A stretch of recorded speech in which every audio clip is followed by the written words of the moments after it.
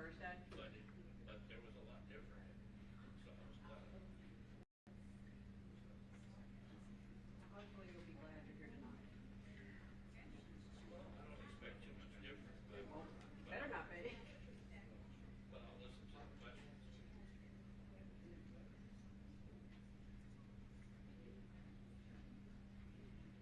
I think the tough one will be tomorrow.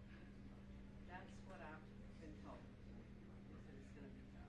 And I understand that. I understand why. And I guess I really can't. The people I down there can't will blame have a them. harder time accepting that it would hate. Well, and, you know, it does appear to be, I mean, if you just look on the surface, you can really see a lot of difference. Well, yes, and most of the construction is gonna be done up north. And most of that sewage ends up going to Atlanta, they're gonna feel left out of the situation. Even though if you're going to get more water flowing down, it has to come from up there and down. But the first buildings and the first operations of them are going to look very unfair on the surface. Sort of like Marta. Well, except Marta's not on the surface. That's more of it. No, but I want them to go down Covington Highway rather than down I-285 and I-20. That was the original proposal 20, 30 years ago. Down Covington? Yeah, they were gonna run the heavy rail right down Covington Highway. I'd like to run some light rail down Covington Highway.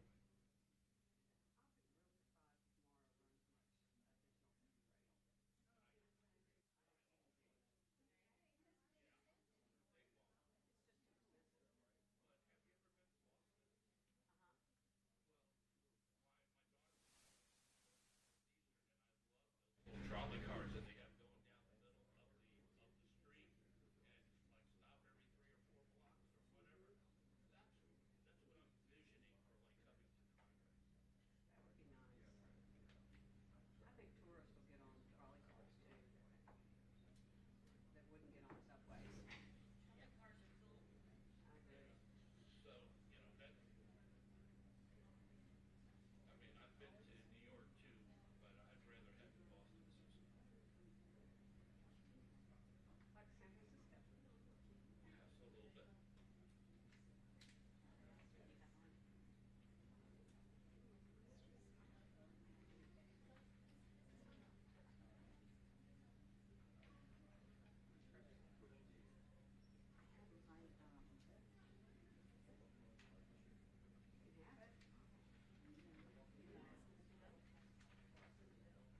The one I have is yeah.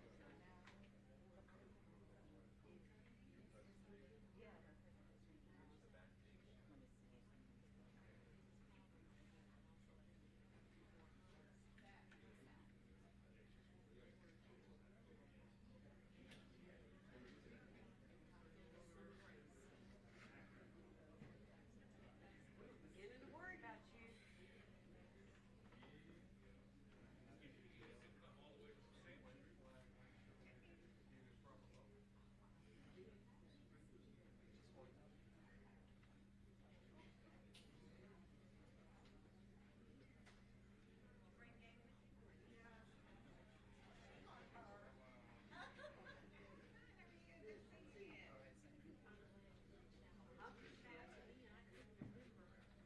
I have this one. Is that it? The one I had. I'm talking from this. Oh,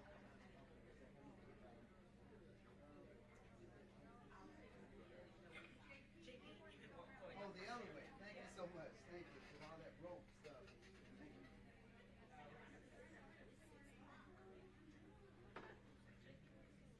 Well, we need Randy for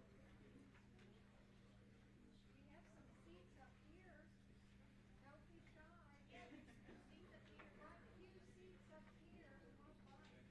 Good evening, everyone. This doesn't seem extremely loud. It gets better. For those of you who are in the back, there are still seats. We have plenty of seats. Please come forward and take a seat. We want to be respectful of everyone's time and we have a lot to talk about. So I want to get started, and let me first begin by acknowledging fellow members of the Board of Commissioners. We have Commissioner Shakira Johnson from District 4 in DeKalb County. Okay. We're going to count down. We're going live. In 5, 4, 3, 2. Good evening, everyone. I am Lorraine Cochran Johnson, the CEO of DeKalb County, and thank you all for being present here this evening. In housekeeping in good order, let me begin by acknowledging my colleagues that have come out this evening. We have Ms. Shakira Johnson, our District 4 Commissioner in DeKalb County. And also this evening, I have a delegation from across the county, but I'm going to begin with the City of Tucker and Mayor Frank Amon, who is present. I also see Councilwoman Schroeder that is present with us this evening. Former Councilwoman Ann Lerner. And I hope that I'm not overlooking anyone. Who's back there? Commissioner Ted Terry is also here, and thank you so much for coming out. We also have our Director of Watershed Management, who is not participating on the panel this evening, but we want to acknowledge Mr. David Hayes.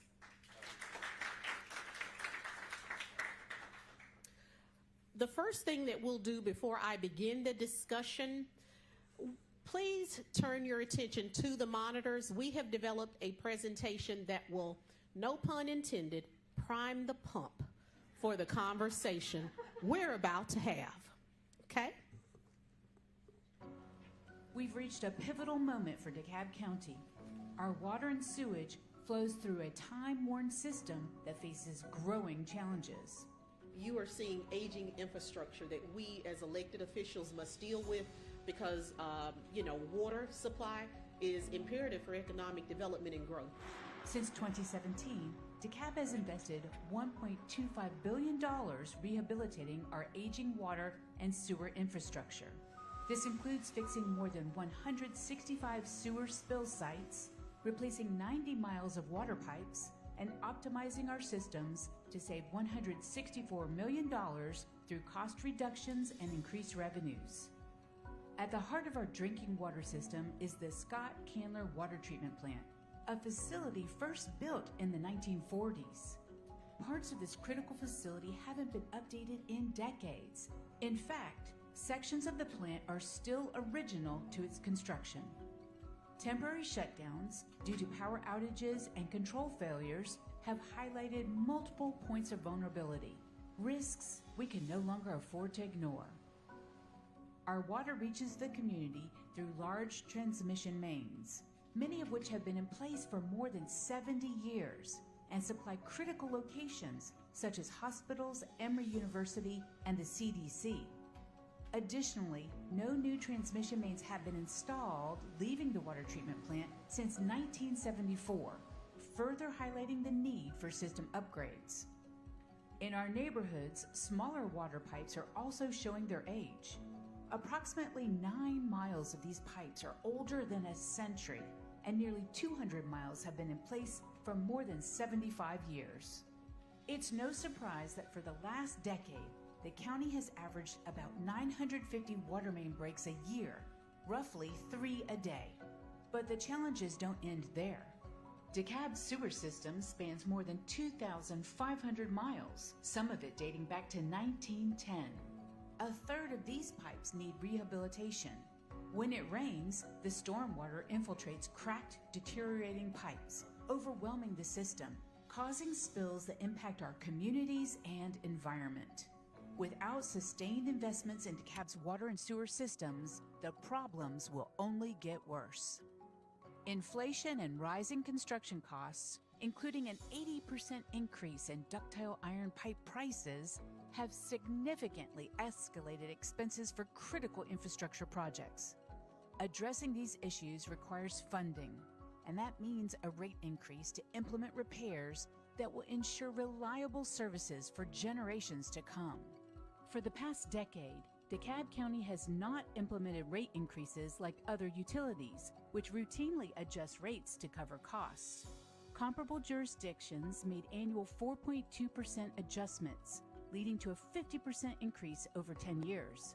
Had DeKalb County done the same, future rate increases would be just 3%. Because these adjustments were not made, raising rates now is necessary to invest in critical infrastructure.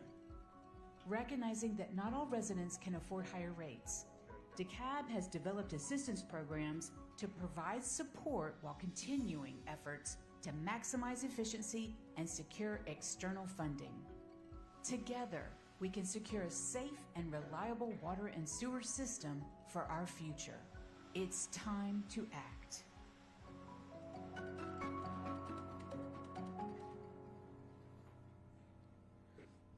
Thank you all so much. Hopefully, often we say that one photo is worth 1,000 words, but what you saw there, we hope will give you context as to why we're here.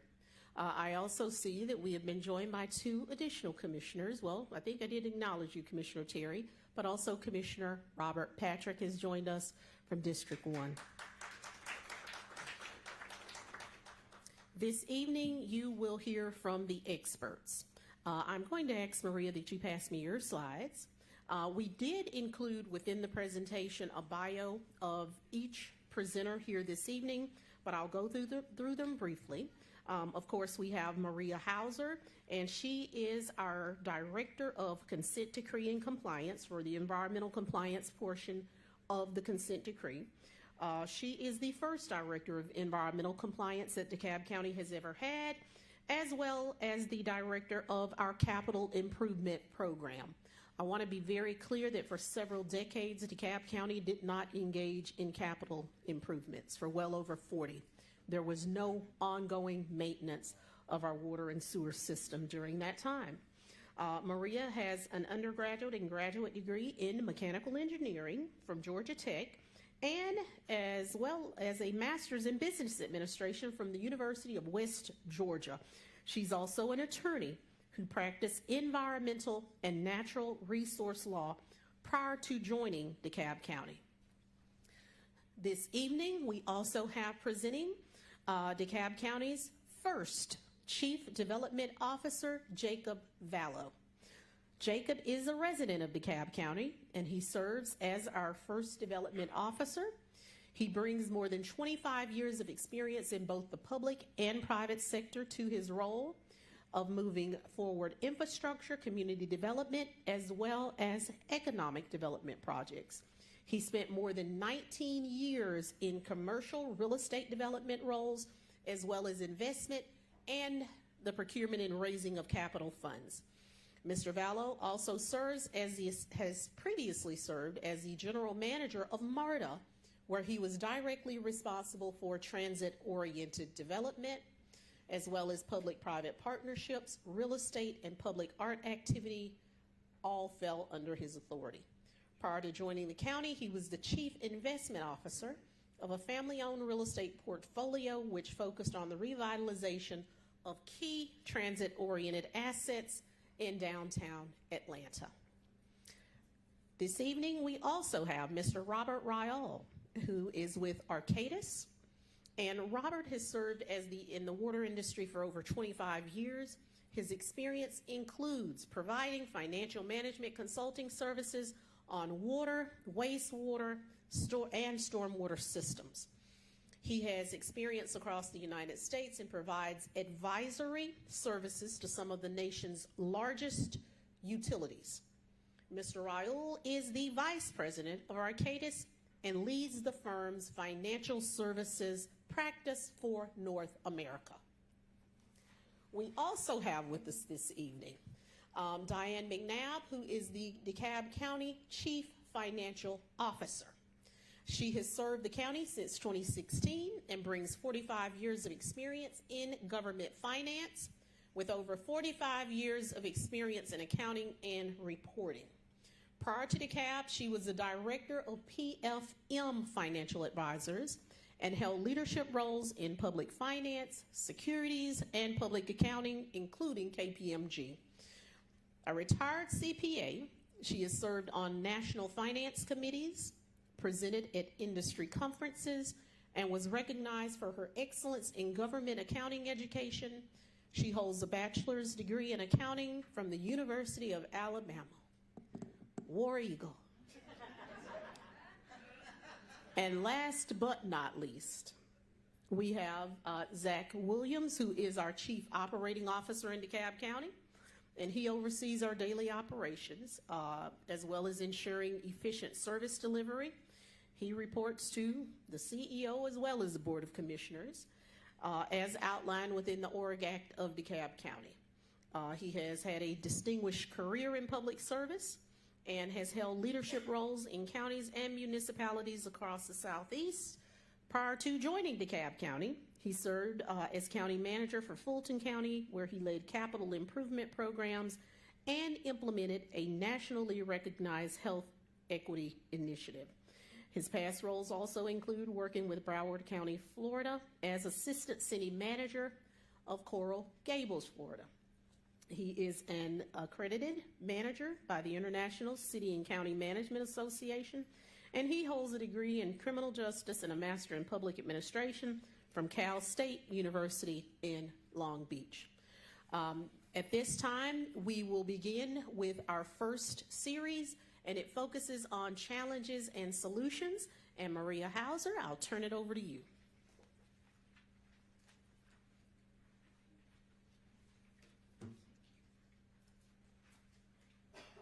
Thank you, CEO Cochran Johnson, and good evening, everyone. It's a pleasure to be with you to share about some of the challenges in our water, wastewater systems, as well as some of the solutions we have come up with. And not just me, we have a host of other engineering and technical individuals who have been working hard on to address the issues with our system. So I'll get into the challenges. As the CEO has mentioned, and we saw from the video, we are at a critical turning point. Our water and wastewater systems have been aging, they've been deteriorating, they have had a lack of investments to keep them updated. And because of that, we are at risk of having a failing system. Therefore, we need to act with urgency to address it. A couple of pictures on the slide there, you're going to see, I don't know how many people remember the Beaufort Highway break, which took over a week. I'm seeing some heads nodding in. Yeah, we have a couple of people who remembered that. In the middle, that is our only water treatment plant. That's the electrical building at the water treatment plant. Those lovely blue posts in front of the concrete barrier, they're holding up the building. So we need some urgent repairs there. And of course, we want to reduce the risk of sewer spills in our community. And that's an example of a sewer spill on the furmost left-hand side. So everything we're doing is to address some of these critical needs that we're seeing in our water and wastewater system. Before I go on, I want to take us back to the beginning.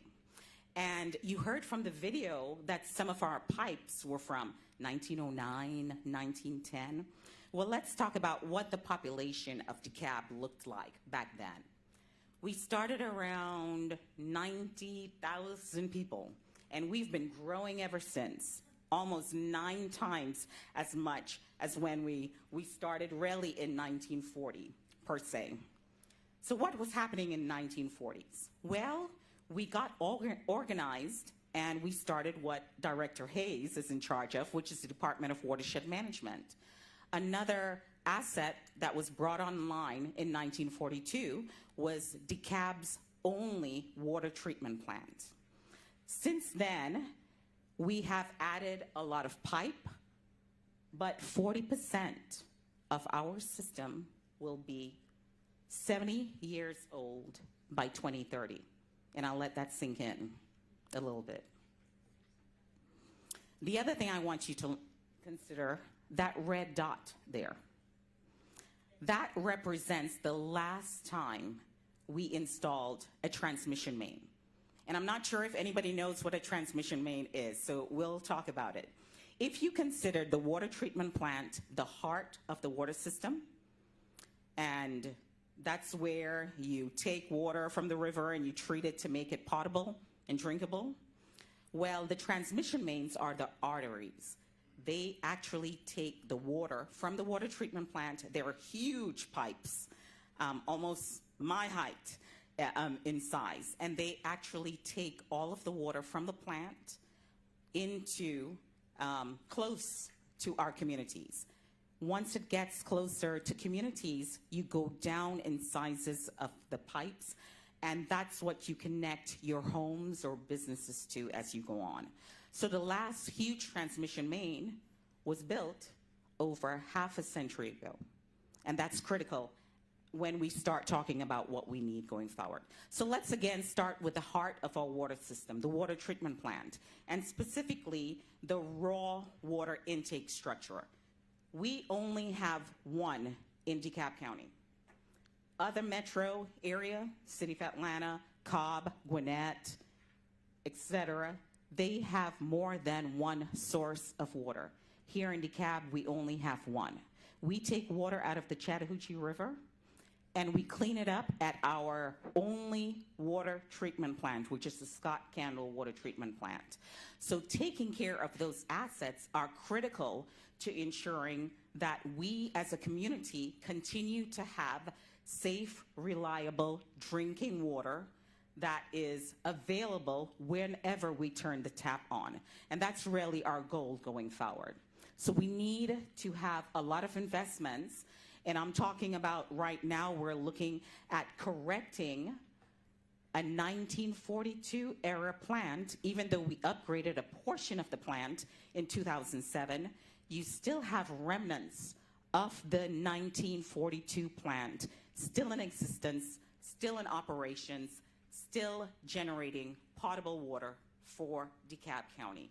That investment costs around $270 million. And it's something we're going to have to do because we cannot keep on relying on something from 1942 to get us through into the future. All right, now we've taken care of the heart of the water system. Let's talk about the transmission mains again, the big pipes that are leaving from our water treatment plant. Do you see examples of them in the pictures there? They don't look good, do they? Okay. Well, let's start talking about generally how they're undersized. Because we have not invested in another transmission main since 1974, half a century ago, they are now undersized. Remember how the population grew, that initial chart I showed? There, our population has grown tremendously, yet the size of our transmission mains have not kept up in the growth that we're seeing in DeKalb County. Because of that, to get enough water through the county, we have to apply more pressure to push more water through the transmission mains to get into the water into our communities. So we're suffering from older pipes that are under more pressure. And this is only on the public side of the system. Your homes, you have a safe pressure because you have to have what's called a pressure reducing valve, which connects to the public system. But the public system, to deliver the water to your homes, to your businesses, to your places of work or play, we have to exert a lot of pressure to get enough water to you. Okay, they're clogged. Do you see at the top? A lot of our cast iron pipe, they come up with something called tuberculation. And that's not good. It clogs up the pipe, and it keeps us from sending enough water to our customers. In addition to that, as I mentioned before, they're aged. You know, when you have miles of pipe that are over 100 years old, we have a problem. Catastrophic breaks is what we're seeing now with a type of pipe transmission main called precast concrete. For short, we say PCCP. And what that is, during the 1970s, in the US, manufacturers got kind of creative, and whatever formula they were utilizing to build precast concrete pipe did not work. So pipes that were installed in the 70s are failing before the large pipes we have from 1941, 1953, they are actually failing before. And when they fail catastrophically. And you see an example of that there. So we need a huge amount of investment right now to address that. We're talking about over $160 million just for the first phase to start addressing those problems. Now let's talk about the pipes that are in our community. When you go out onto your street where your meter connects with the public system, we have experienced over 900 breaks. We're doing better. Think about where we were a couple of years ago. We were at 1,200 breaks per year. So we're averaging just below 3 breaks per day. And we need to address that proactively, because could you imagine the cost of just as an emergency, you have a break there, you got to run and fix it. It's always more costly to react and perform something as on an emergency basis than being proactive. For instance, changing the oil in your car and the coolant and the filters are a lot cheaper than experiencing an engine blowout. And a lot of times, we're just blowing out 963 times last year. So there's a significant amount of investment that we need, not just over a 10-year window. We are recommending $71 million per year to replace a lot of the pipes there. And it's still, even at that funding level, it's going to take over 20 years to accomplish that throughout DeKalb County. Let's switch gears from the drinking water system. After you've utilized drinking water for cooking, cleaning, washing, dishwashing, taking showers, using the bathroom, now you're generating wastewater. And we need to remove that wastewater through your drains and pipes in your homes and take them to the water treatment plant for cleanup. On the wastewater side, we are experiencing the same problems as the water side. Matter of fact, we were experiencing so much issues of having undersized sewer system, which is another word for wastewater, that the EPA, federal government, and EPD, state of Georgia government, came to DeKalb County and said, we are forcing you to fix your system along these parameters. And that was agreed on and taken before a court where Judge Grimberg, he is sitting now, he is in charge of our consent decree. So these are court-ordered actions that DeKalb County needs to take to protect the human health and the environment by reducing the risk of spills in our communities. So we have a huge task ahead of us to ensure that we are complying there. One of the projects that I want to highlight that we have to get done under the consent decree, and we have poster boards as you entered the library, they were lined up on the wall there, and it is the projects related to replacing our huge trunk lines. So they are the equivalent of the transmission mains on the water sides. I told you the huge pipes. Well, you have similar large pipes on the wastewater side or the sewer system. Now these pipes, I could fit into them, and we have an example there, but we plan on replacing some of the pipes that are aging, cracked, have holes in them with 72-inch in diameter pipes, and that is a lot taller than I am. So that is going to be a huge task. It's going to impact about 700 properties running for 28 miles, but importantly, y'all see what it's going to do to the interstates. We're going to have to go under Interstate 20, Interstate 285, Interstate 85, in addition to crossing 4 state highways within DeKalb County. It is a challenge, and we need funding to do that and accomplish that. After we've dealt with a lot of immediate emergency critical issues, we still have to maintain our system by industry standards. So what's the industry standard? Typically, you need to replace at least 1% of your system each year. So let's step back. To do that, you would assume that any of your pipe assets would last for 100 years. That may not be a good assumption.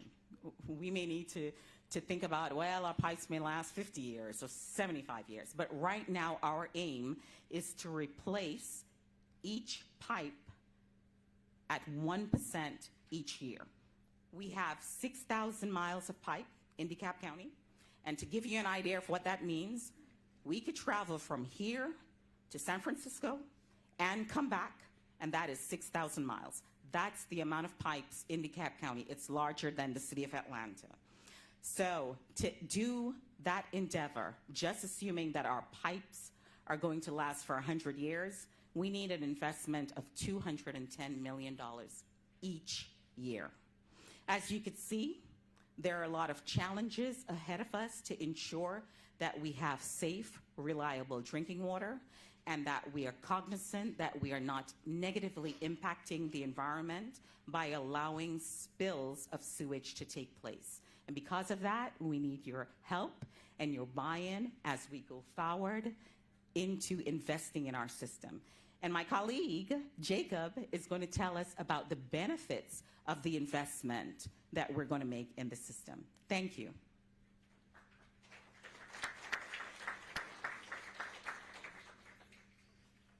All right, good evening. Good to be with you all. As mentioned before, I am a resident, and my wife and I are raising a family here in DeKalb, so I am a constituent as well. We also have family in Tucker, by the way. What I wanted to talk to you about today is this idea of an investment. I've been managing capital most of my life, both public and private, and I take the word fiduciary, very important.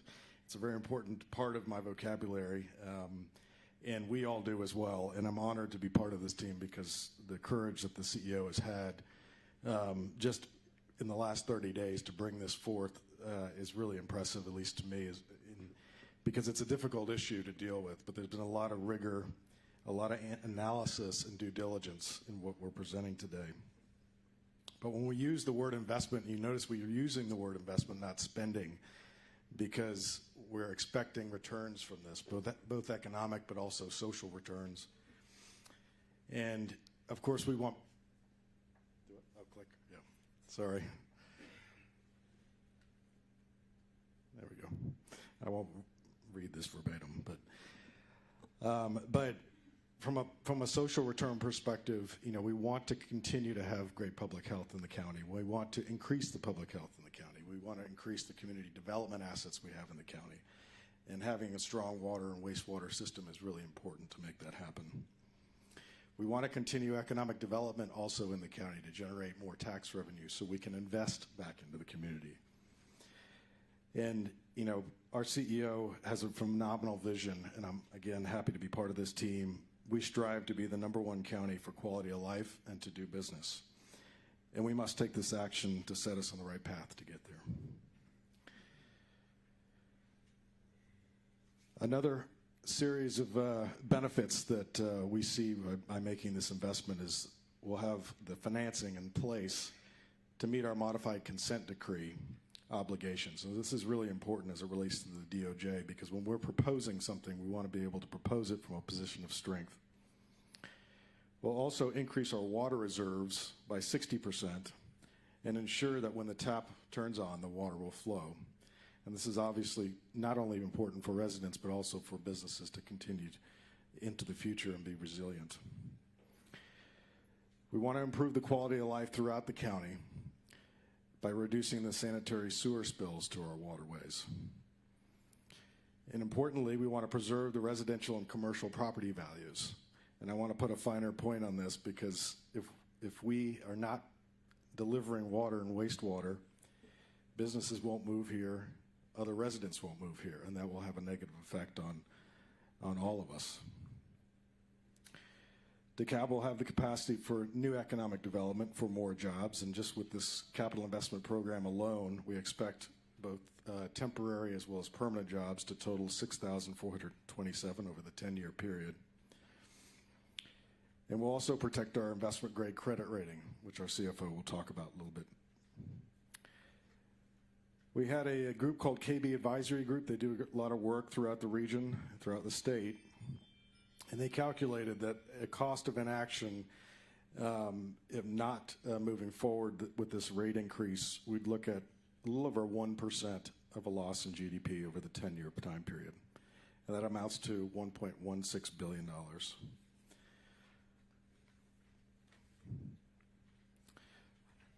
Finally, I'm just drawing your attention to our largest ratepayers, which are on the right hand of the slide. You probably can't see that the font is tiny. My eyes aren't that great either. But it also is right next to the largest employers in the region. And so we just wanted to really demonstrate how important this is, not only for public health, but also from an economic perspective for the county. I'm looking forward to the questions coming up. I know my time is up, but look forward to hearing my colleague address the next series of slides. Thank you.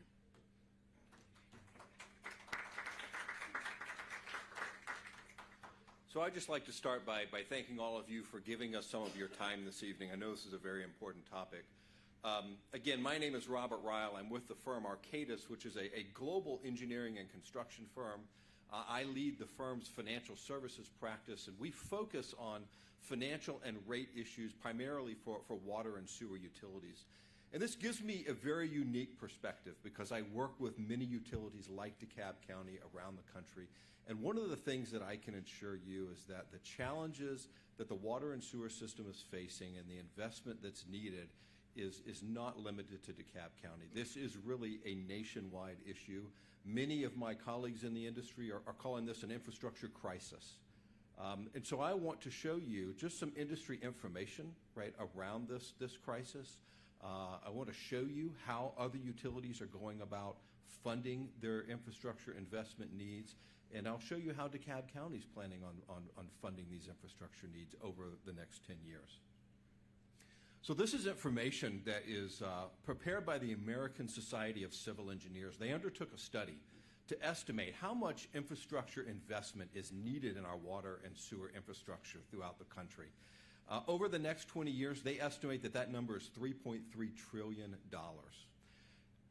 2.2 trillion of that 3.3 is currently a gap, right? It's unfunded. There's not currently a mechanism to fund that amount of infrastructure investment.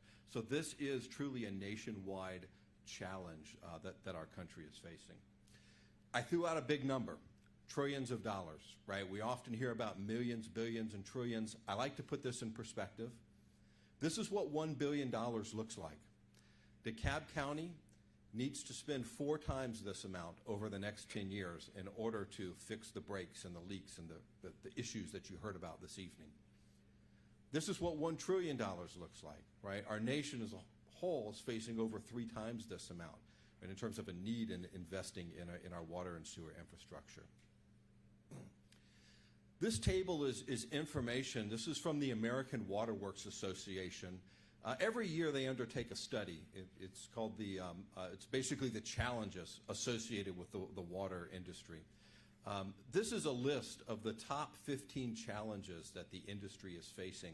And what I find to be very enlightening is that 5 of these top 15 issues are related to money.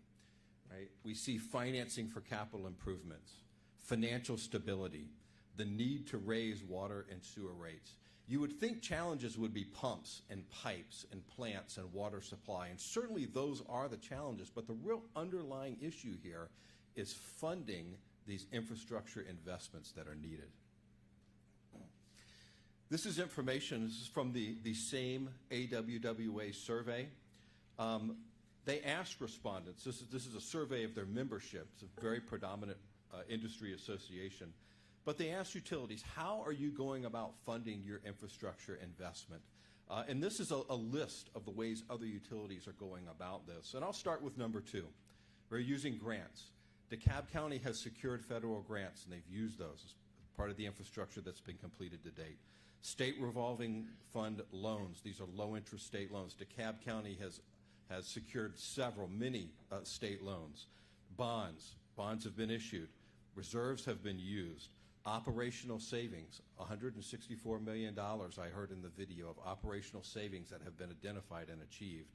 WIFIA resources. This is a low-interest federal loan program. The county has secured over $500 million in low-interest loans in order to make investments in the water and sewer utility. They're looking at securing a third loan. But the one thing that has not yet happened yet is rate increases. And I can tell you that to fix the breaks and to fix the spills, that's not going to be achievable without increasing rates and generating additional revenue. The county has done everything else, right? They've done everything else except raise rates. So this is a summary of where, right, the money is planned to come from, the $4 billion over the next 10 years. It's the same sources that I mentioned previously. There's grants here. There's a little bit of tax revenue.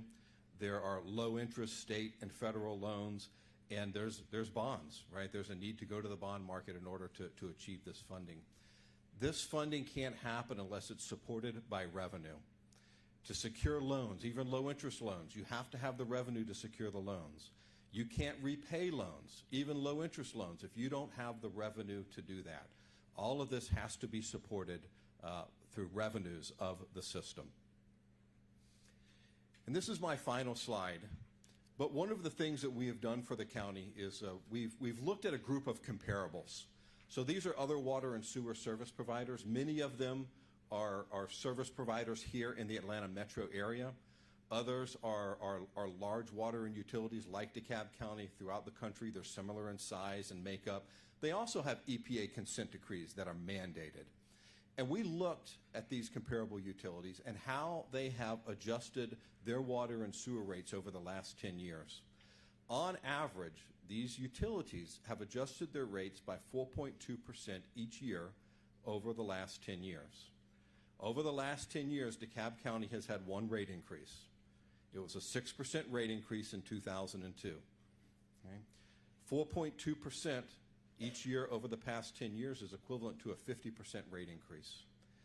If the county had implemented 4.2% rate increases over the past 10 years, we'd currently be looking at about 3% rate increases going forward. All right. So with that, I'll turn the presentation over to your CFO.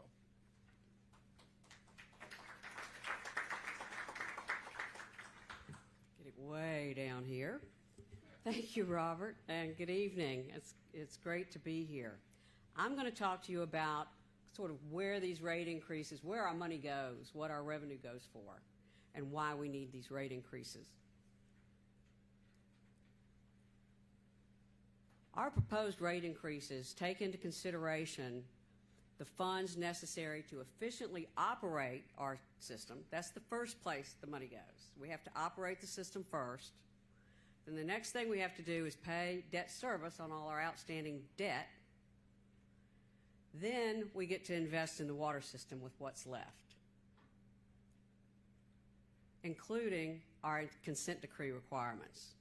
So one of the first things we do is meeting the contracts that we have with our bondholders and our lenders. They require that we have certain minimum revenue levels so that we can assure them that debt service will be paid every year. They also ensure, they give us this flow of funds where we have to spend it on operations first, then we spend it on debt service, and then we spend it on improvements. So one of the things that we do internally in order to meet those bond resolution requirements is we establish metrics of goals that we want to meet. The minimum days cash that we try to keep on hand, the net revenues that we want to achieve on an annual basis. So we don't just hope we're going to meet them. We actually establish metrics and look at them every month and ensure that we're meeting our requirements. Now, what this does ultimately is help us to maintain our bond ratings. Bond ratings are sort of like your credit score. It tells anybody who's buying your bonds or somebody who is going to lend you money what your credit worthiness is. We've got a pretty good credit worthiness. We're a AA2 by Moody's. That's considered a high grade credit. But higher than that is AA1 and AAA. So we feel it like it's very important that we at least maintain that AA2 credit rating, and that allows us to borrow at very cost-effective interest rates. So it's very important for us to continue to maintain that rating. The lack of rate increases we didn't have in 2023 and 2024 could put those ratings in jeopardy. Our ability to go forward and be able to show these rating agencies that now we have rate increases in place is going to help us to maintain that. Then the last thing that I wanted to mention as far as what we do with the program is with the money, and the last thing I mentioned was we use cash to also fund our capital needs. We can't borrow 100% of what we need. Just like when you go buy a home, they're going to require you to make a down payment. So if you saw Robert's pie chart, we're paying down about 16%. Now, I would love to see us at 20%, but we're at 16%, and that's a good number. So we basically pay cash for 16% of our improvements, and the majority of it is financed with GFA loans and WIFIA loans and bonds, and then we use any grants that we can receive. We use those as well. Now, the annual rate increases are going to help us to maintain that rating, which lowers our interest cost. If our rating drops, our interest costs go up. It's also going to help us stay in compliance with all the requirements of our bond issues, and it's going to fund our capital program over the next 10 years.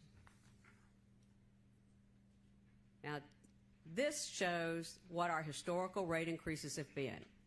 You can see that going back a little over 20 years, we had a rate increase in 22, then we skipped 2 years. Then we had a 22% rate increase and skipped 2 years. Then we had 7 rate increases in a row of 16% a year and 11% a year.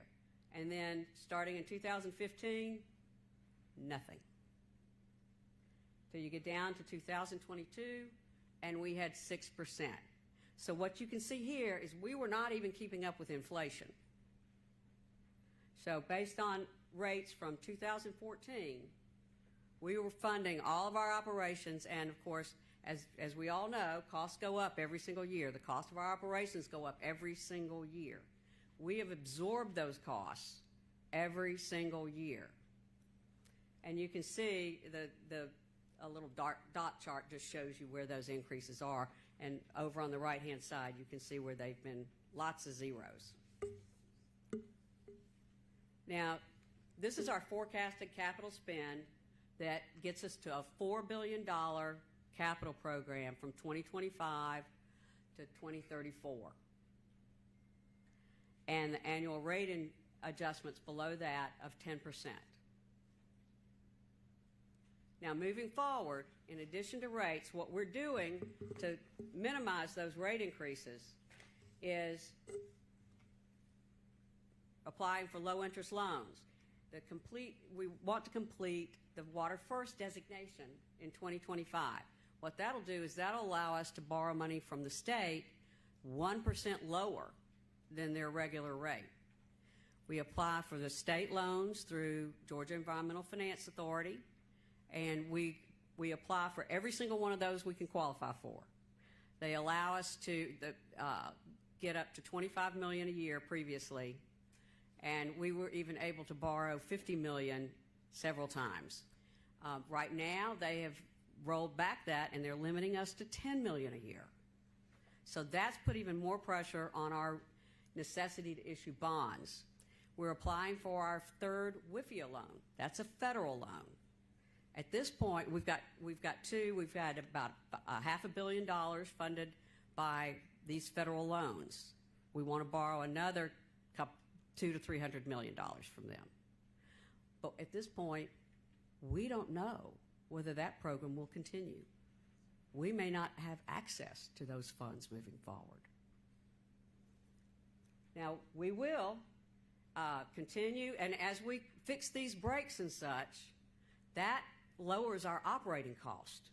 Not only does it make our water safe, etc., it lowers our operating costs because we're able to fix our pipes and we don't lose as much water through those pipes. So with pipes that are cracked, etc., we lose good potable water through those cracks. We fix those cracks, we're not going to have to produce as much water. It's going to reduce our cost. Then we're going to continue to apply for grant funding. We've been able to get several very attractive grants. We got $40 million recently, and we will continue to do that. But again, we don't know how these grant programs are going to continue. We're going to continue addressing past due accounts and asking people to pay their water bills. We're going to do that for our residential customers and our commercial customers. And so that concludes my presentation. And I'll turn it over to Zach, who's going to talk about what we're going to do for our less fortunate customers. Thank you, CFO McNabb. I appreciate it. Yes, so I have first of all, I'm Zach Williams. I'm the Chief Operating Officer. And it's my honor, privilege, and pleasure to present to you some of the programs that we have put in place, or we're putting in place, to assure that we recognize and account for the reality that in many instances people are economically challenged and don't have the same ability to pay, right? And we recognize the importance of not only having a functional and viable water sewer system, but ensuring to the best of our ability that everyone has the opportunity not only to contribute, but to have water being provided. So there's two particular programs that are really known as discount programs. There's no better way of saying it. They're discount programs, and they offer a 10% or 25% discount for income-eligible residents. For those residents who are of low income, they would receive approximately a 10% discount on their water sewer bill. And those who are very low would receive approximately a 25%. And what that translates to, in 2025, a family of four, and these are HUD-related guidelines, a family of four, $54,000 a year would be considered low income, and $35,000 a year for a family of four would be considered very low income. And so what we have done is designed a program that will recognize the challenge that is presented, and as the bills or as the rates increase, they would not be affected in the same manner as those who are not income eligible.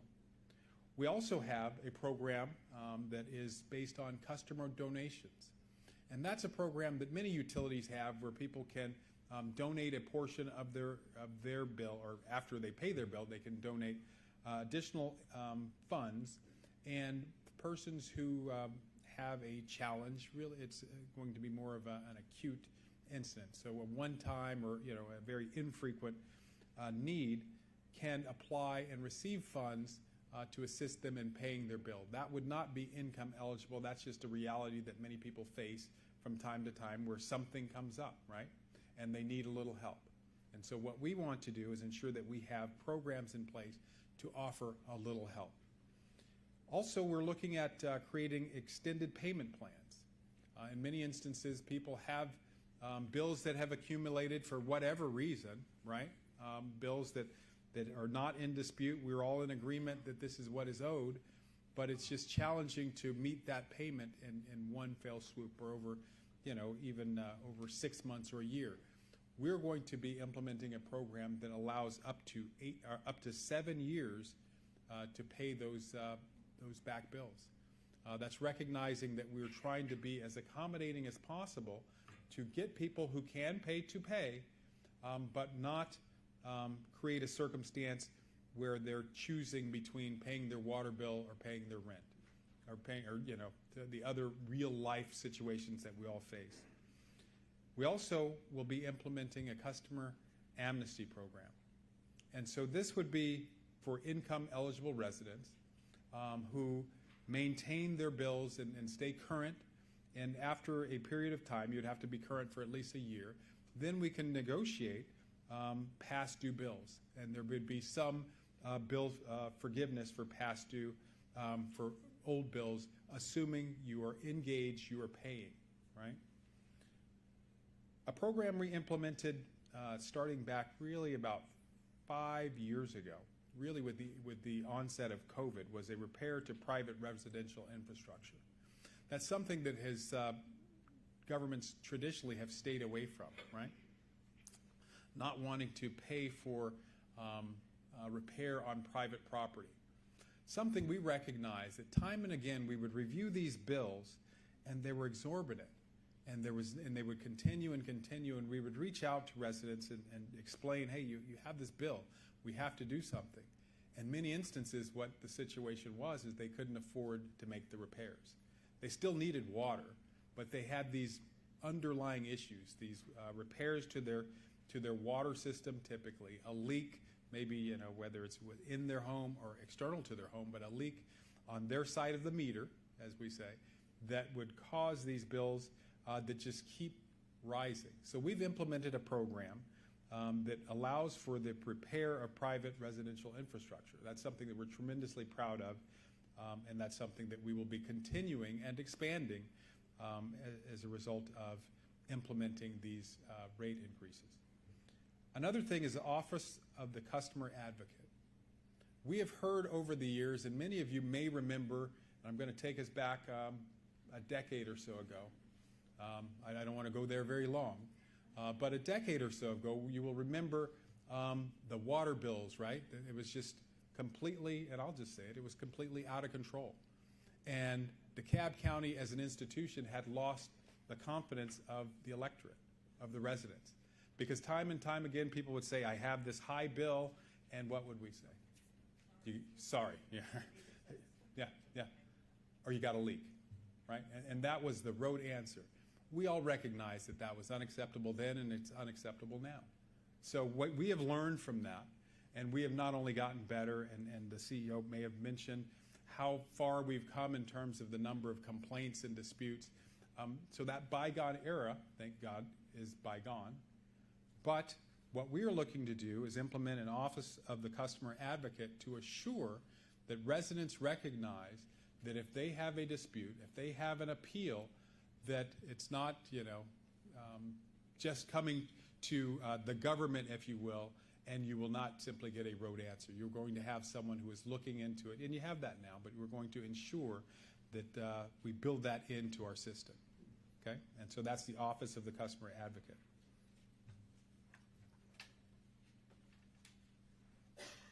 And so I've touched on each of these. This is kind of highlighting. That's emphasis added.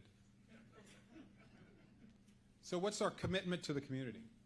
We've carefully evaluated the investment opportunity, and we're confident that it will address the needs and benefit the residents for generations to come. Director Hauser did an outstanding job of articulating the need, right? We made it crystal clear. We have one water treatment plant, right, that serves the entirety of the county. We have aging infrastructure. We have water mains that are, from the 40s. So the need is crystal clear. Robust methods are in place to ensure responsible management of the funds. Chief Vallow talked about how important this investment is, right? That we're making an investment not only to the quality of life, but we're making an investment into the future of DeKalb County. That's what we're looking to do, to ensure our economic viability and to ensure that we remain a top quality place to come and to locate your business. And we do not leave $1 billion+ on the table because we didn't invest in our future. We have identified the members of this is just a few, this is the tip of the iceberg when it comes to our team. We have a very experienced team, a very deep bench, if you will, of professionals in the watershed management department and our finance department. This is a county-wide effort, and this is of county-wide importance. So the resources are available, the professional staff, the consulting staff, are all ready, willing, and able to execute on this. And so finally, we're going to pledge to maintain transparency, right? What's one of the most difficult things that governments have is what's going on behind the curtain, okay? The CEO has made it crystal clear from day one, we are going to get out to the public. We're going to have conversations like this. We're going to be absolutely and completely transparent, right? And so what we know, you will know. And we're going to share in these issues because we recognize that we're in it together. And so as residents, you have a right to know what's going on. You have a right to know where your money's being spent. And so that transparency is something that will be critical to our implementation of this strategy. Part of the transparency, all presentations are going to be available here. You have it in your handout, but you'll be able to track at any point. Here's where we are, here's what we said we're going to do, and here's what we did. Okay? So I thank you very much, Madam CEO. I'm concluding my presentation, and I will turn it back over to you.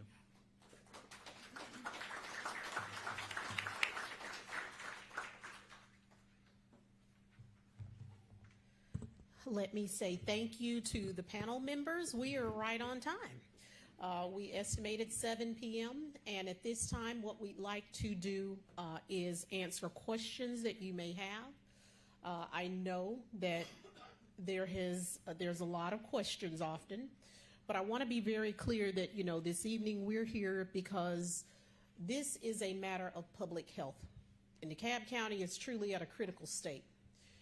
I'm sure you've not heard what we've said previously, but at the end of the day, we have a responsibility to provide for your public health and safety.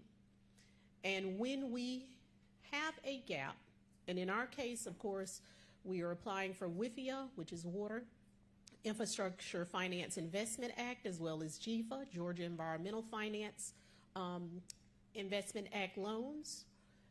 Beyond that, bonds. But what's left, we must distribute amongst our ratepayers. And you've heard it.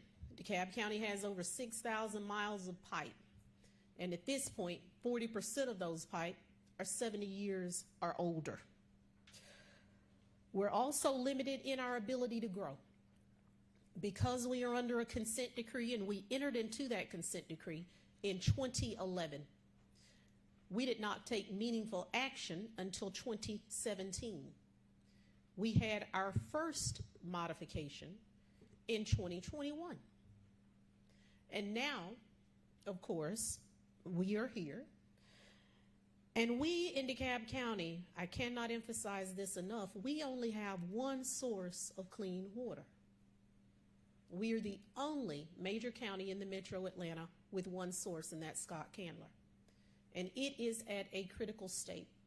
I want those of you that are sitting here this evening to understand what I do. If Scott-Candler should go down at any moment, across DeKalb County, we have between a 3 and 5 hour water supply. You may be out of water before you're aware that you have none. And this is not to incite fear, but I need everyone to understand the gravity and magnitude of what we must do in order to expand water capacity in DeKalb County. So our transmission mains are too small to service your homes. We have not updated those mains, however, the growth has continued. So we use pressure to get you that water. But in so doing, it places stress on our pipes, many of which are pressed concrete pipes. So with that being said, we have walked through where we are. Our infrastructure is at a critical level, and it is going to require an investment. As we put together, after getting there on January 2nd and understanding exactly where we were as we put together these presentations, it was, very eye-opening to me that over the past 10 years, we've had only one rate increase. And when you look across Metro Atlanta, DeKalb County, whether it's metro or on a regional level, we have not raised water rates at the same level as our counterparts or on a national level. So we're here now, and we are requesting a 10 by 10, but I want to be clear, the 10 by 10 is the recommendation of our technical partners, Arcadis, AECOM, several groups working together based upon a $427 million revenue generation that would be utilized to produce the work that you see here. Based upon our consent decree, we need in-ground, in-basin storage in the south side of DeKalb. And also we're required to complete the remediation of a certain amount of square feet of linear footage each year. So with that being said, at this time, we do have questions, so we'll go ahead and take these. And as I'm reading, we will pose them to, please pass a card.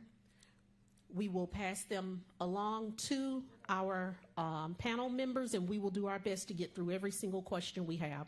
So the first question is, what other infrastructure areas has DeKalb been ignoring for decades? Who's responsible for the lack of proactive thinking? What infrastructure areas has DeKalb been ignoring for decades?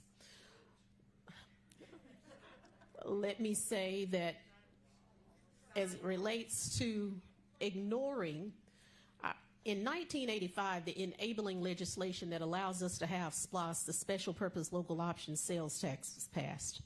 However, DeKalb County, Georgia did not have a SPLOST program that was implemented until 2017. For over 30 years, we did not generate the revenue through the tax dollars to invest in the sidewalks or the roads. Now, I'm not standing here to say but for the sins of the father, because until you have a fiduciary responsibility to understand from where you need to tap to generate money, we have worked with what we've had in-house.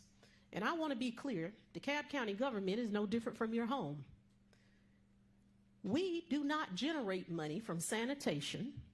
We have done for a long time, we provide services at a structural deficit to the county and to the benefit of the people. And that is what gets you here today. And that is why over the years you've not seen sidewalks.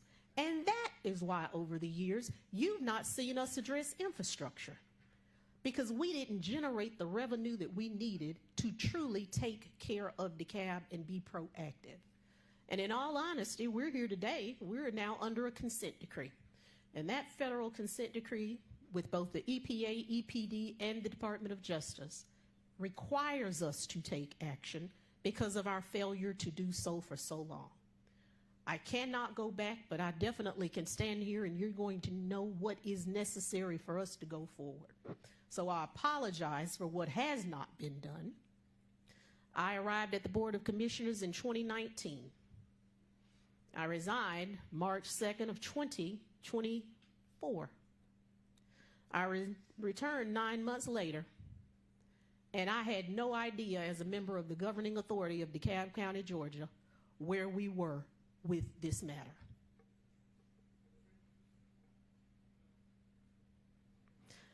Second half of the question, what accountability measures will be put in place considering DeKalb County's history of financial mismanagement, faulty meters, problematic watershed leadership, etc.? And this is a good question. And I want to say, as it relates to the faulty meters, I can remember sitting at my home, like any other resident, watching that play out and seeing the enormous amount of folks reporting down to 1300 Commerce Drive. During that time, we were averaging per water bill 2,000 disputes. We are now down to 59 disputes per month. DeKalb County, full disclosure, and this does not violate, to my knowledge, any legal terms, we settled a lawsuit with the company that provided the water meters. Now, everyone in this room does business with people in good faith with an expectation that you're going to receive what you pay for. It was not for several years that we realized that we had been given faulty meters. So since that time, DeKalb County has replaced 150,000 meters and settled a lawsuit. And truly, I want to be very clear in saying I believe that plays a large role in why during this past decade we've not asked for the money we needed to remediate the conditions, because it's very hard to stand before people and ask for more when they feel you've done less and you already have a problem that's clearly visible. So I want to be very transparent on that statement.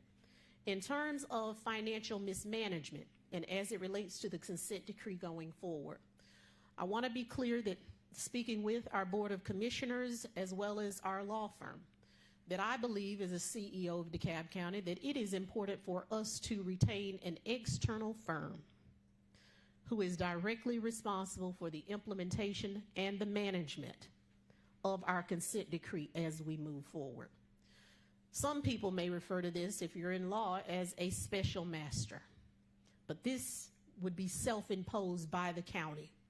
Because one thing that I understand, now that I understand fully where we are, it's very difficult to show up before the DOJ, EPD, and EPA, and it's the same group of people, and we say, oh, we're redeemed. I don't know if I'd believe it. And I don't want the stress of the responsibility of overseeing what I don't do. A wise man knows what he does not do. So the first thing we're going to do is bring in an external firm that serves as a special master who is directly responsible for the consent decree.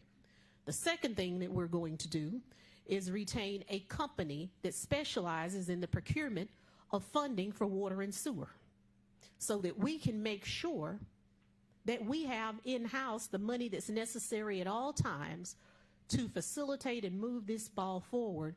Because with this consent decree, we have markers, mile markers. We don't get to set the tone for the work that's required of us. Our only responsibility is to make sure that we meet the deadline and we run the ball in for any of you athletes out there into the end zone. That being said, that is where we are in terms of doing what is within our scope to ensure that we're not here again. Now, the next question is, who will perform this work? If it goes to a bid process, how would that work? When it comes to bids and scopes and procurement, of course, everyone who bids has to go through a vetting process. And there are certain legal requirements in terms of liability insurance, certain certificates that are required for the vendors. And thereafter, it is a matter of procurement. Commissioners don't pick and choose who service projects. I want to be very clear, that becomes a very gray and ethical line. So please don't call our office over contracts. If you are a licensed and credible bidder, you can go online to www.DeKalbCountyGA. Once you're on the home page in the far right corner, there is an hourglass. Type in "do business" and it will take you to iSupplier. You are free to upload your business license, your insurance documents, and thereafter you will be contacted. Once you have gone through the vetting process and we know that you can provide the service, you will then begin receiving notifications of bids, RFPs as well as RFQs, to provide essential services to the county. So, procurement will determine who will do the work. Is there federal money available? Well, turn on the television each morning and we'll see.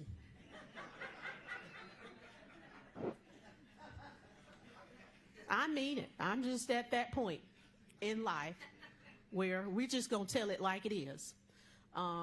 Probably a week ago today, all federal spending was brought to a screeching halt. However, a judge got involved and said you can't do that to people. Now, I want to be very clear. Had that worked, our WIFIA, Water Investment Finance Act funds, it would be affected. So I want to be clear. Today we have the ability to apply. Tomorrow I don't know.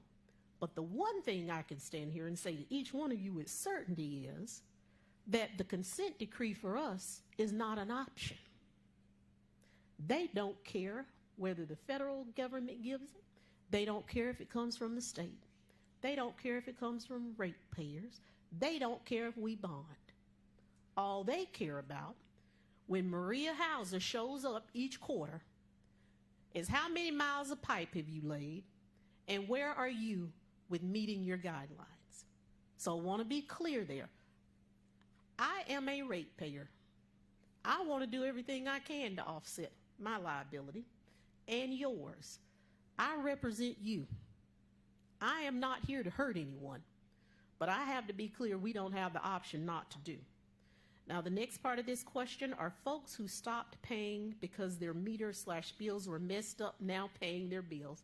We've gotten that down to 60 people last I checked. And I'm getting an affirmative there from our CFO, Diane McNabb. We now have 60 people that are on the wrong side of the aisle, and we will continue to work hard to redeem them. And I also want to say to you all, because I do not want to be difficult, but I do want to be realistic. And in some ways, I blame us for some of y'all going so far awry. If you have difficulty, and I want to be clear, we understand difficulty for whatever reason, whether that's a medical reason, reach out to us. We have a DeKalb Cares program, and we will provide you with resources to pay your bill. But it does not work, and I want to be clear, for you to be consistently delinquent with us. I think after 90 days of not paying for anything, you ought not have it, because it's just unfair to ratepayers across DeKalb. So that is my wish in DeKalb County, and that's where we're going to go. Okay? Now, of course, I realize we continue to deal with public health and COVID and so forth and so on, but at this point, you're going to pay your bill. We had apartment communities who would collect from their tenants each month. They just didn't pay DeKalb. And because it's difficult to hold the ratepayer accountable when they've handled their part of the bargain, we continue servicing them. But you're on notice, that doesn't work anymore in DeKalb. You need to pay your bills. Okay, what are the plans to build a second water source? Let me be clear. As we talk about growth, we know at some point it's necessary, but we're not there yet. We need to remediate Scott Candler, and we need to build the in-basin storage that is required under the consent decree. When that time is appropriate, I'll be the first to tell you. But at Scott Candler, aren't we looking at about $3 billion?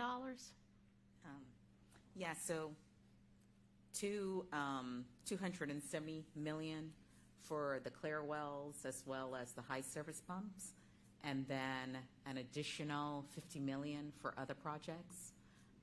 So that kind of takes care of Scott Candler, and then of course we have needs throughout the system beyond the water treatment plant. And I want you to stop there, because I want to be very clear here that when it comes to DeKalb,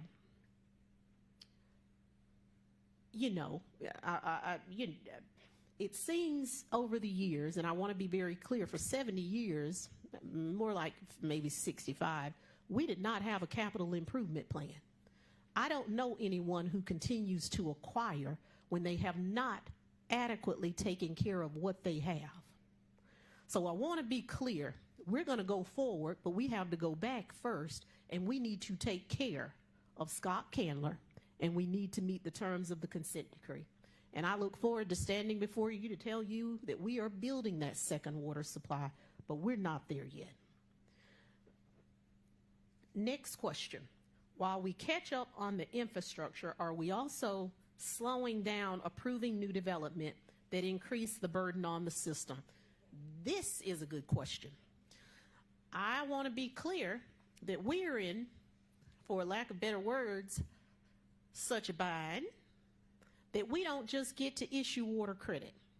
I don't know if Mayor Almond is here, but I know that several members previously of the Tucker City Council was, and many of you may be familiar with the Pepsi company that developed here.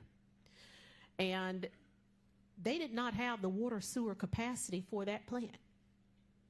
DeKalb County split it with the builder of Pepsi so that they could move forward with the project.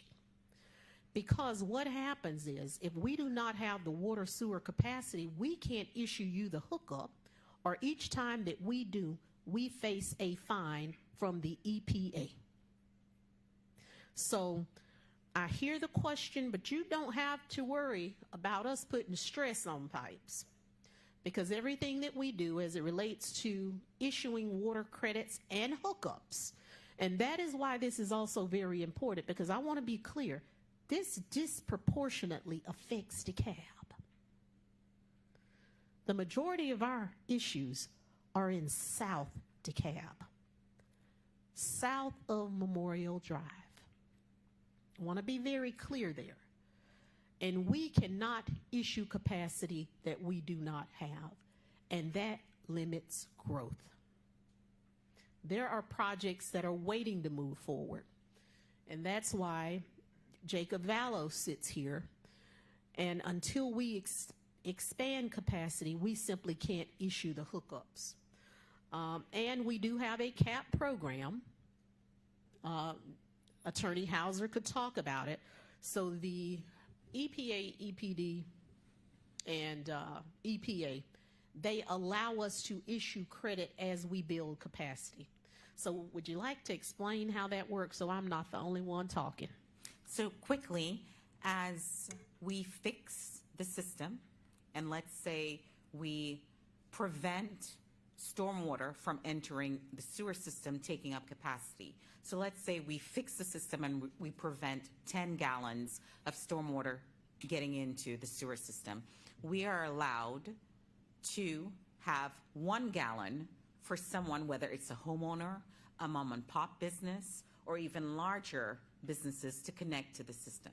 So that's one aspect of the cap. The other aspect, and CEO Cochran Johnson touched on it with Pepsi as an example, we have a policy where larger development, they would come jointly with DeKalb County, put up their investment, we put up our investment, we fix the sewer system together to generate enough credits for not only them to come in with their business, but they also contribute 10% to the community so that homeowners don't have to contribute, mom and pop, churches, schools, other community necessary entities could benefit.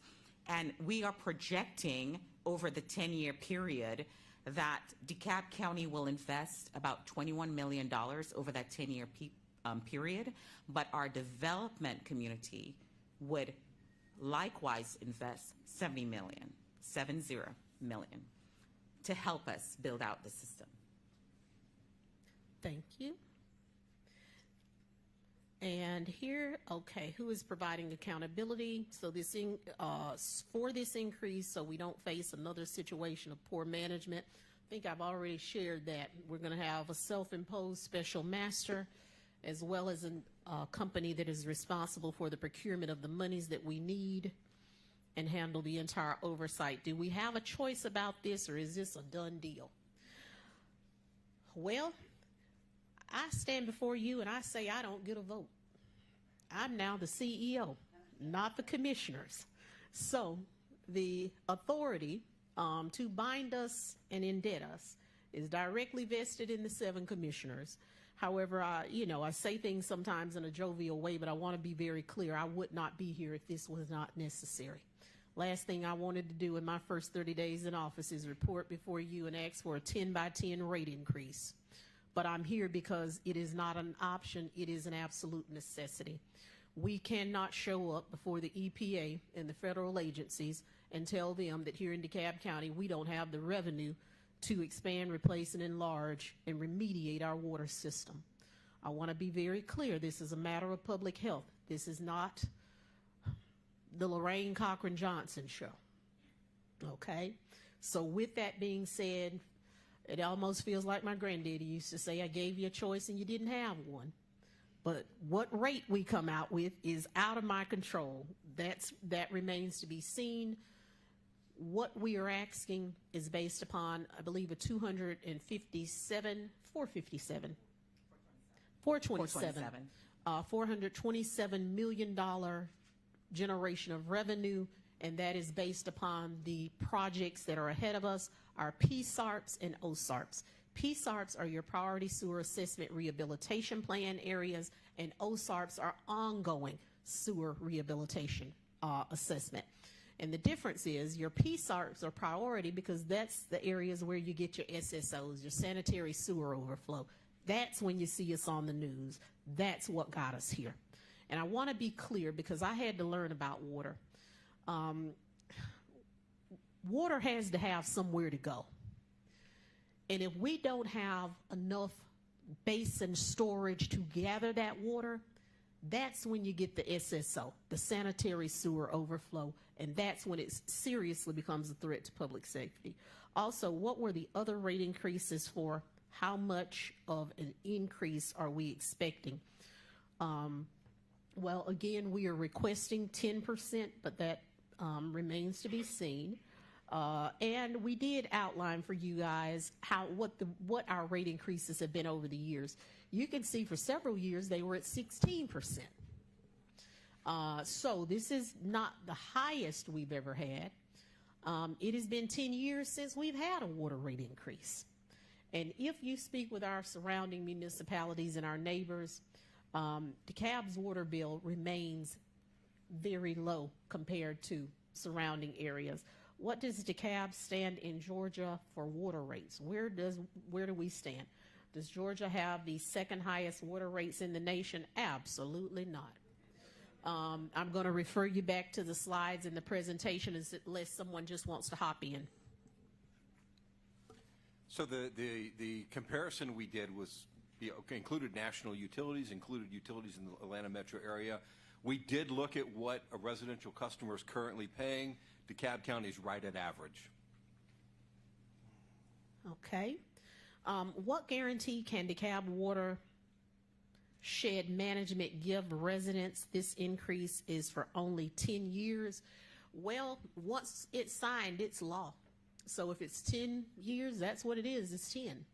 If the Board of Commissioners should say it's 5, it's 5. What we've made is an ask, but that, of course, it still has to go through the process.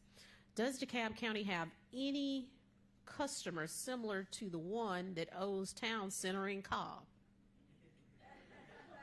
I don't know. Right now, I'm so inundated with DeKalb, I don't know what is going on in Cobb.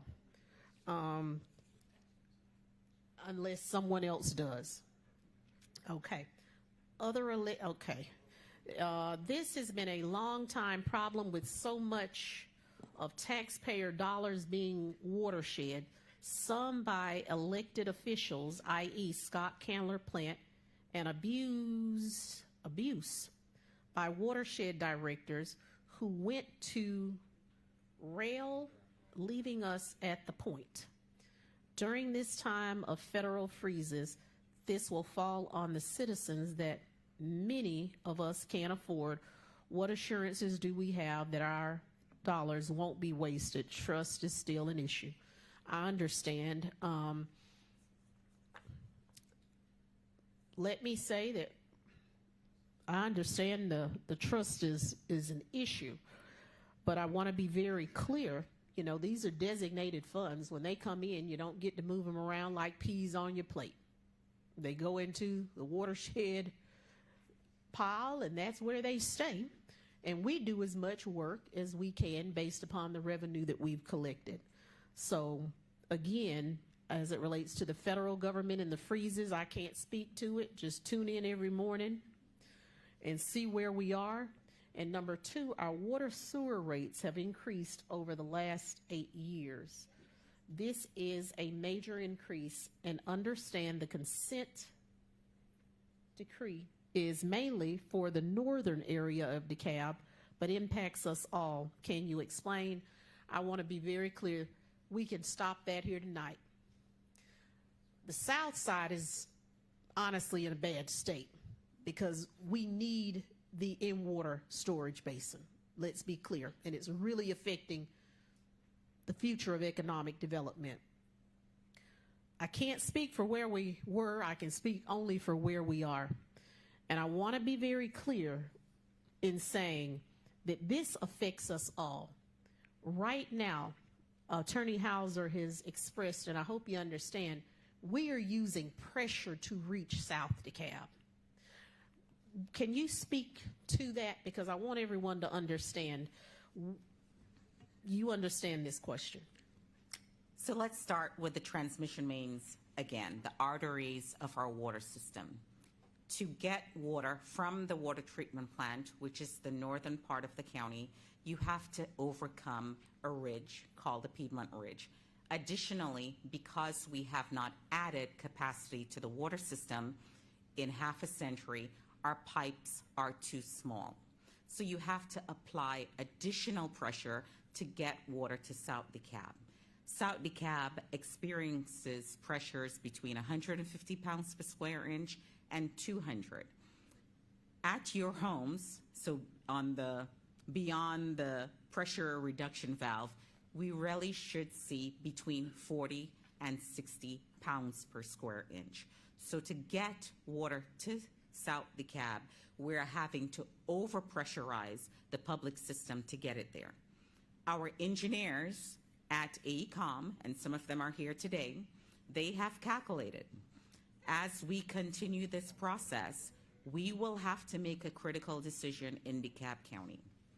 Either we want to continue growing and bringing in jobs, bringing in grocery stores to food deserts in South DeKalb. We will have to choose between that and continuing to serve South DeKalb. You cannot do both with the current system unless we invest in adding additional transmission mains. So I want to be clear, in the coming years, and I'm talking about within the 10-year window, you will have less flow in South DeKalb if we continue building additional housing units, building additional grocery stores, doing construction throughout DeKalb County. So it's going to become a decision, one or the other, or go ahead and invest utilizing the 10 by 10 where we could build out an additional 60-inch main that will act as a loop of 11 miles and the newest transmission main in 50 years. Thank you for that. I want everyone to understand right now we are applying 3 times the pressure that we should in order to move the water down to South DeKalb. When it comes to water and gravity, it's real. I don't know any other way to say it. Hopefully we understood. And Commissioner Patrick, did you have a statement? Could you go back to the slide where it shows the pipes that are failing? Because the pipes are undersized, first of all, but the point that needs to be driven home is just like our arteries as we get older, they get smaller and smaller, and that's part of the problem that is happening. Thank you. Thank you, Madam CEO. If you can go back to the slide that showed the pipes that were failing, yes, part of the issue is the undersizing of the pipes, but as we get older, our arteries get stuff and get blocked up. One of the slides there shows all of the blockages that's naturally occurring within our pipes, which is a concern. And that just ultimately means that the county has to put more pressure on those pipes, which increases the likelihood of a failure. Thank you. Understood. And what it's called tuberculation. I'm learning all these terms. Is what you see. And some of you may be familiar with, we had a water main break literally my first week in office that occurred over on Claremont Road. And over the years, I will sometimes just show up when we are dealing with larger mains, because that particular main was a 30-inch main. But some of the yes, and that was actually installed in 1941. But what you see there is called tuberculation with the buildup. And for everyone in here, fats, oils, and grease, and we deal with certain issues in certain parts of town, let's be clear, is a huge problem in South DeKalb. And also anyone in here that uses baby wipes, do not put them in your sewage, because I'm telling you, when we open up those pipes, it looks like white sheets. And although they say they're flushable, they are not biodegradable. And I think all of them ought to be sued because everyone has them sitting next to the toilets in the restroom. And those are not flushable. They cause problems and they cost us money. So stop that. Okay? And let's see, I don't want to confuse myself. This is a good question. Do you know where the pipes are located by age of the pipe? If so, will you start with oldest pipe first? We do, but we still have some scoping to do. To be honest, I'm told, if legend is correct, that we did not know the scoping of many of our pipes. So during the first few years, the first years in 2011, when we were put under consent decree, it took us multiple years to determine where the pipes were and the ages. So I'll let Attorney Hauser speak to that. The first thing that had to be done under the consent decree was find the pipes.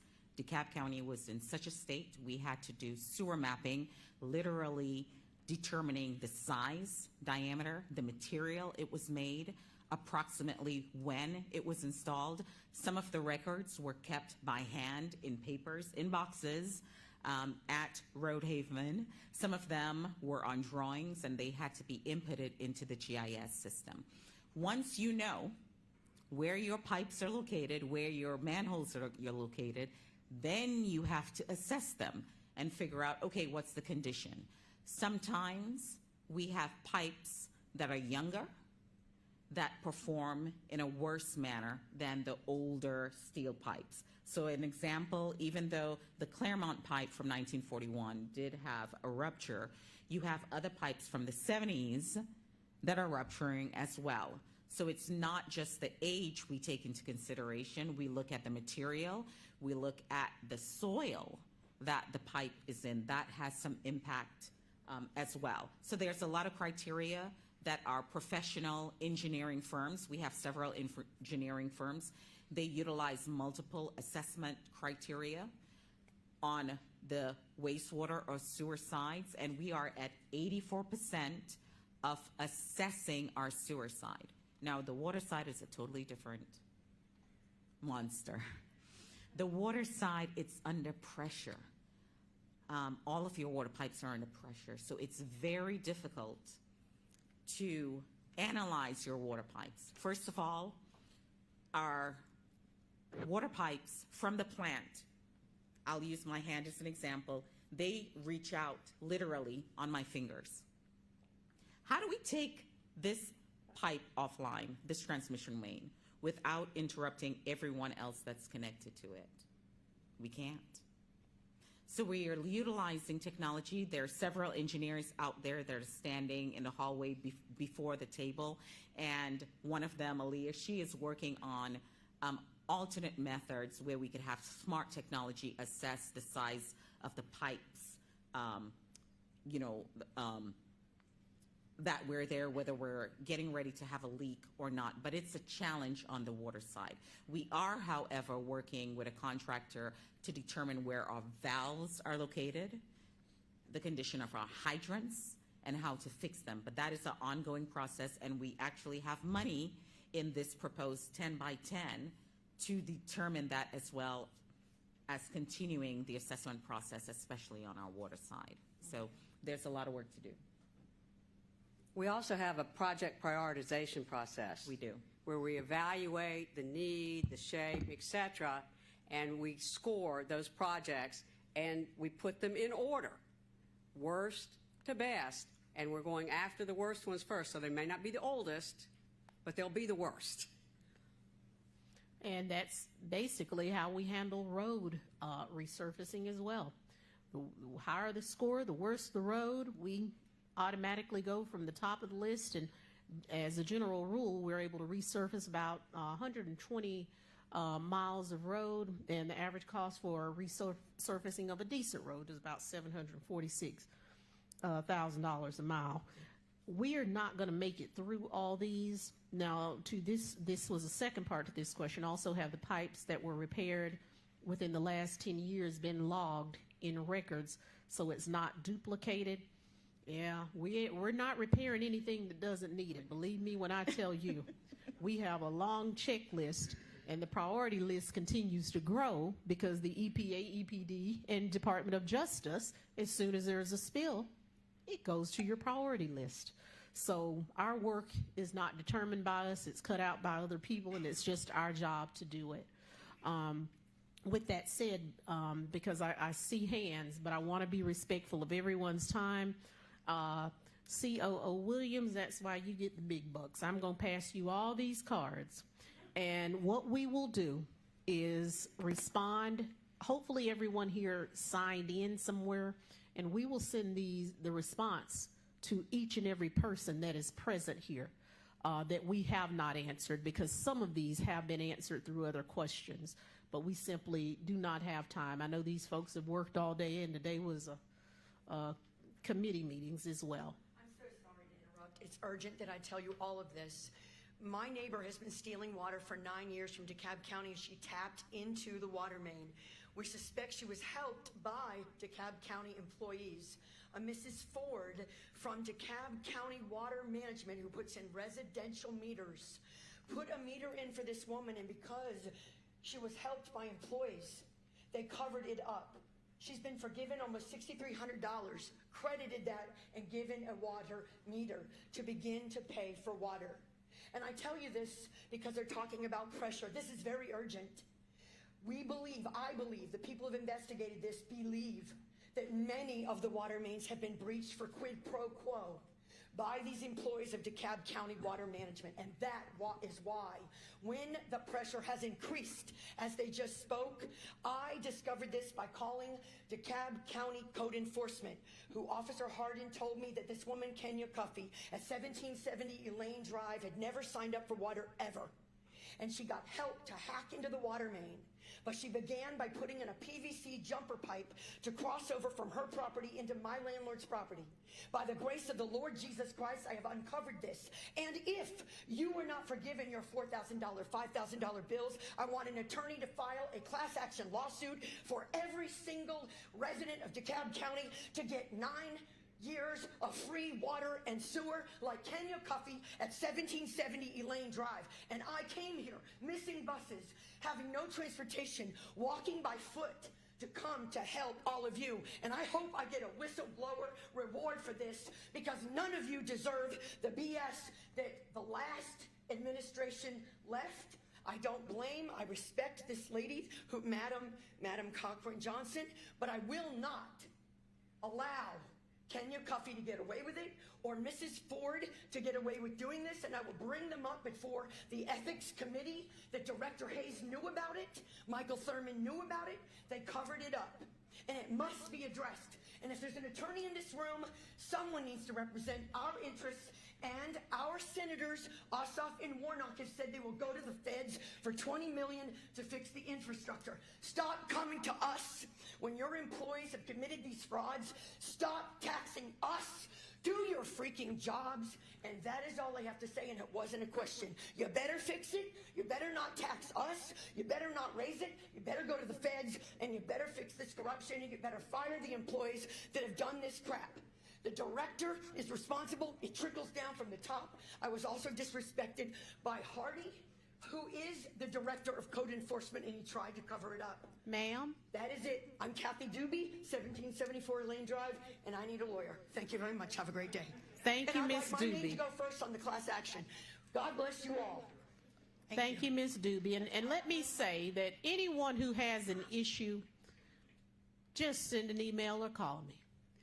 Ever since January 2nd, I'm there at about 6:45, and we answer the phone, and we will take your issue, and I promise you that we'll see it through.